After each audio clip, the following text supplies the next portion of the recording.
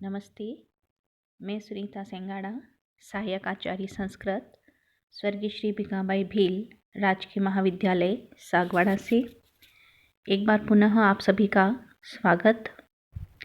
जैसा कि हमने कवि भर्तृहरि द्वारा रचित नीति शतकम का अध्ययन करते हुए पूर्व की वीडियो में सज्जन पद्धति के विषय में अध्ययन किया था, जिसमें हमने सज्जनों की विशेषताओं के बारे में पढ़ा कि किस प्रकार सज्जन व्यक्ति आपत्ति काल में अपने स्वजनों का त्याग नहीं करते हैं, वह उन्हीं के साथ उपस्थित रह कर के उस आपत्ति का प्रतिकार करते हैं। सज्जन मनुष्य दूसरों के द्वारा किए गए अपमान को कभी सहन नहीं करते। जैसे अचेतन इनकांतमणि सूर्य के चरणों का स्पर्श होने से प्रज्वलित हो जाती हैं, उसी प्रकार सज्जन मनुष्य भी दूसरों द्वारा किए गए अपमान को सहन नहीं करते हैं। साथ ही हमने देखा कि आयु तेज का कारण नहीं होती है। एक छोटा सा सिंह शिशु भी मद जल से युक्त विशाल हाथियों पर आक्रमण कर देता है। तो तेजस्विता प्राणियों का स्वभाव है। उसी क्रम में आगे बढ़ते हुए आज हम अर्थ पद्धति के विषय में अध्ययन करेंगे। अर्थ से यहाँ तात्पर्य है धन, कि धन किस प्रकार मनुष्य के व्यवहार को और उसके जीवन को परिवर्तित करता है। तो उसी धन की महत्ता को और धन के फलस्वरूप परिवर्तित व्यवहार को प्रदर्शित करते हुए कुछ पद्यों को हम यहाँ पर पढ़ेंगे। कवि भर्तृहरि कहते हैं, तानीन्द्रियाणि विकलानि तदेव नाम सबुद्धिर प्रतिहता वचनम तदेव अर्थोष्मणा विरहितः स एव त्वन्यः क्षणेन भवति इति विचित्रम एतत्।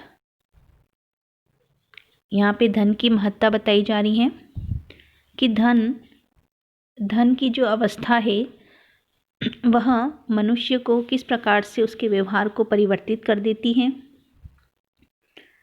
कवि भर्तृहरि कहते हैं, तानीन्द्रियाणि विकलानि तदेव नाम। कोई मनुष्य है जिसकी वही पूर्व की भांति अविकल इंद्रियां हैं, तदेव नाम वही उसका अपरिवर्तित नाम है। सा बुद्धि अप्रतिहता वचनम तदेव, और वही उसकी अप्रतिहत बुद्धि है। तदेव वचनम, और वही उसकी वाणी है, उसके वचन हैं। अर्थोष्मणा विरहितः स एव, किंतु अर्थ की उष्मा से रहित हो जाने पर स एव वही मनुष्य क्षणेन एक क्षण में ही अन्यः भवति दूसरा हो जाता है। इति विचित्रम एतत्, यह कितनी विचित्र बात है। धन की महत्ता बताते हुए कवि भर्तृहरि यहाँ पर कहते हैं कि कोई मनुष्य जिसकी इंद्रियों में किसी प्रकार की कोई विकलता नहीं आई है, जब वह धन से युक्त था तब भी उसकी वही इंद्रियां थी, और धन की समाप्ति होने पर भी उसकी इंद्रियां वही रहती हैं। तदेव नाम, उसके नाम में भी कोई परिवर्तन नहीं होता है। सा बुद्धि अप्रतिहता, वही उसकी अप्रतिहत बुद्धि होती है, उसकी बुद्धि के स्तर में भी कोई परिवर्तन नहीं आता। वचनम तदेव, और उसके वचन उसकी वाणी भी पूर्व की भांति ही रहते हैं, उनमें कोई परिवर्तन नहीं होता है। अर्थात धन होने पर जो उसकी इंद्रियां थी, जो उसका नाम था, जैसी उसकी बुद्धि थी और जैसी उसकी वाणी थी, सब वही के वही हैं। किंतु अर्थोष्मणा विरहितः, जब वह धन की गर्मी से रहित हो जाता है, अर्थात उसके धन की समाप्ति हो जाती है, स एव, तो वही मनुष्य क्षणेन कुछ क्षणों में ही अन्यः भवति, मानो पराया हो जाता है। लोगों का उस निर्धन मनुष्य के प्रति जो व्यवहार है वह परिवर्तित हो जाता है। जब उसके पास धन था तब उसके स्वयं का व्यवहार और उसके प्रति अन्य लोगों का व्यवहार अलग था, किंतु जैसे ही धन की उष्मा, धन की गर्मी समाप्त हो गई तो वही मनुष्य जिसके न तो नाम में कोई परिवर्तन है, न उसकी वाणी में परिवर्तन है, न बुद्धि में परिवर्तन है और न ही उसकी इंद्रियां विकल हुई हैं, किंतु मात्र धन से रहित हो जाने पर कुछ क्षणों में ही वह अन्य के समान, दूसरों के समान या पराई के समान व्यवहार करता है। धन से रहित होने पर उसके स्वयं का व्यवहार भी परिवर्तित हो जाता है और अन्य लोग भी उसके प्रति दूसरे प्रकार का व्यवहार करने लगते हैं। विचित्रम एतत्, यह बहुत ही विचित्र है कि जिस मनुष्य को धन होने पर सम्मान प्राप्त हो रहा था, धन की समाप्ति पर उस मनुष्य को कोई पहचानता भी नहीं है।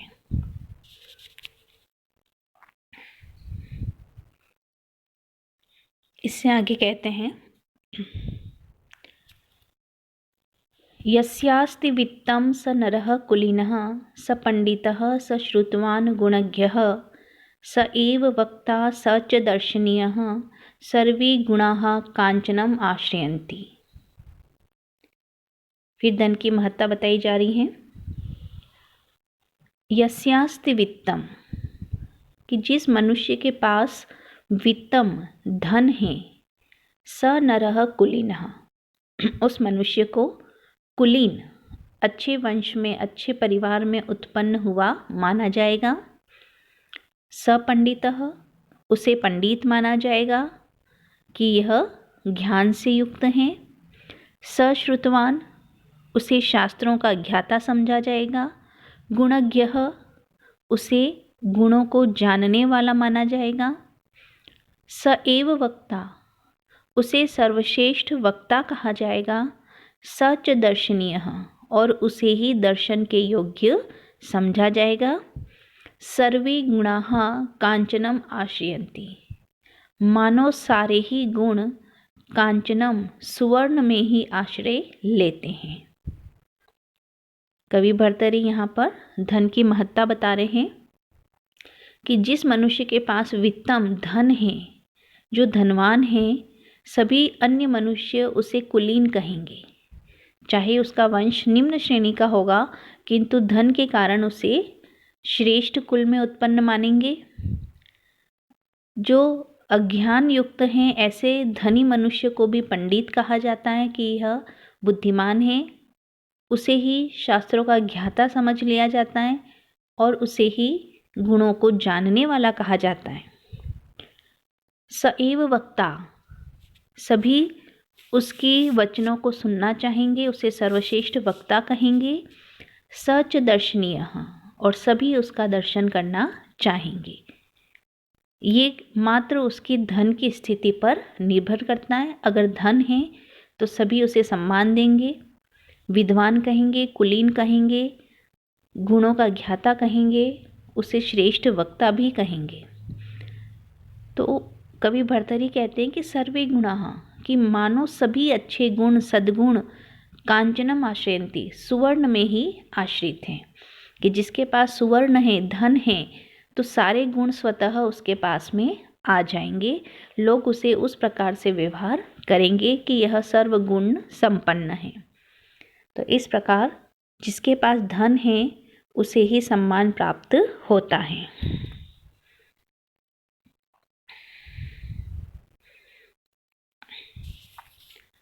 इससे आगे कहते हैं,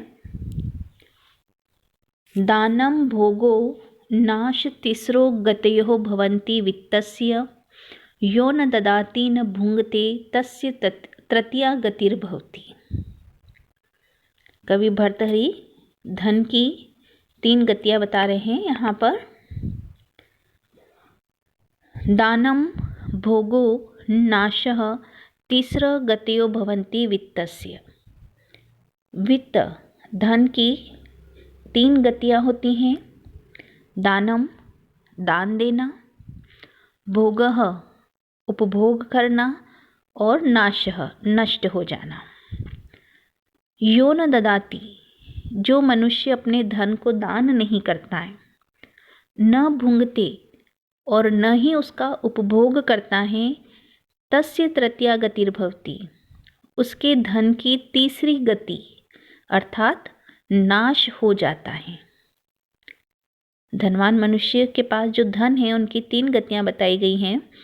सर्वश्रेष्ठ गति बताई है दानम, दान देना, उचित पात्र मनुष्य को यथा समय यथाशक्ति हम दान दें, शेष धन का उपभोग करें, सुख सुविधाएं ऐश्वर्य प्राप्त करें।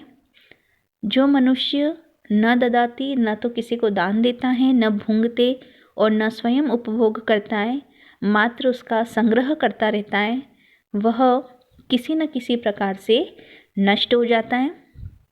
चाहे उसे चोर चुरा के ले जाएं अथवा अग्नि से, जल से, किसी न किसी तरीके से वह धन नष्ट हो जाता है।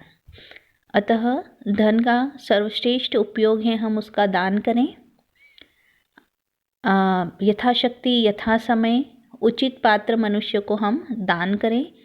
जो धन शेष रहता है हम अपने जीवन में उसका उपभोग करें और अत्यधिक संचय न करें, क्योंकि अत्यधिक संचय करते रहने से वह धन तीसरी गति को अर्थात नाश को प्राप्त हो जाता है।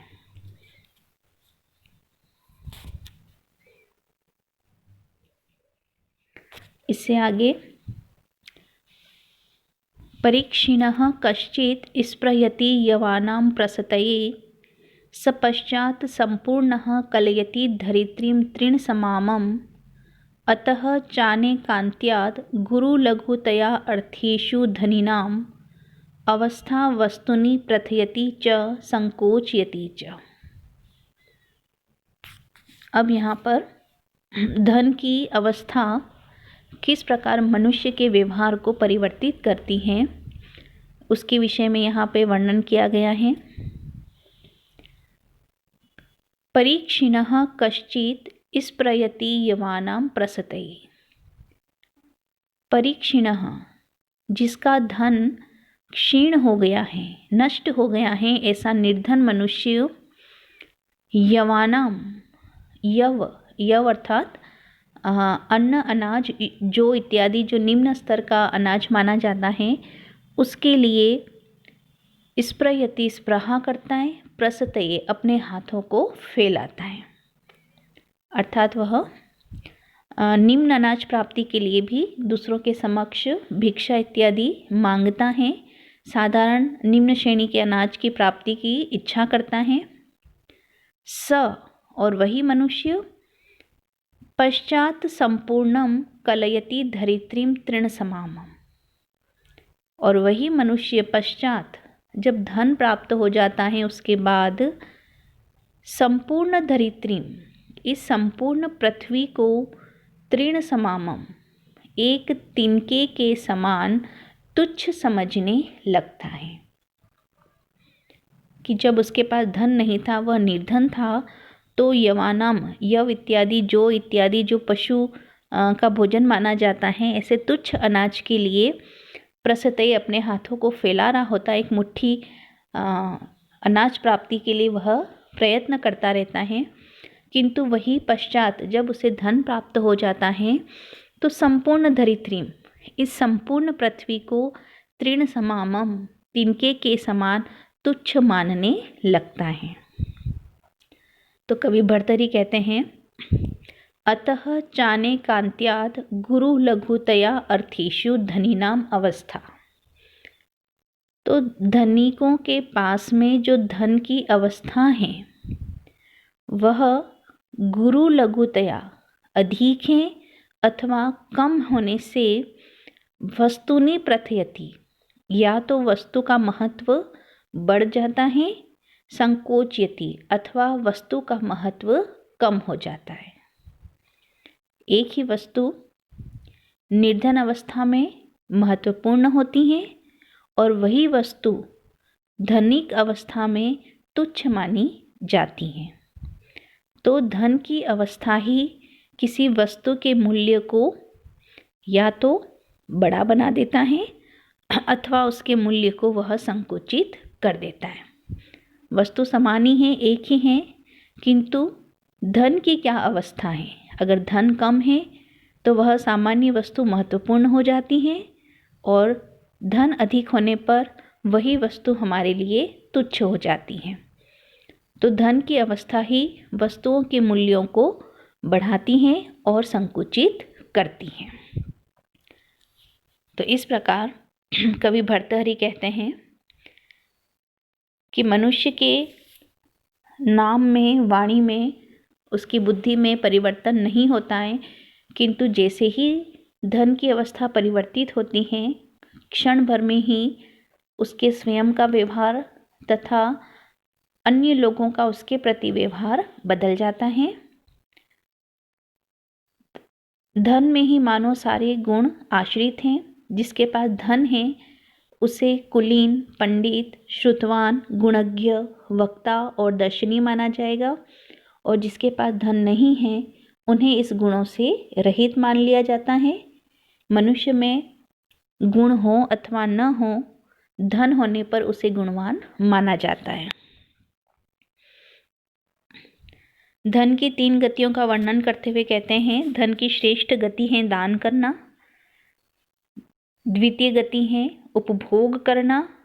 यदि दान और उपभोग न किया जाए तो धन नष्ट हो जाता है, अतः धन का सर्वश्रेष्ठ उपयोग हम दान के रूप में करें।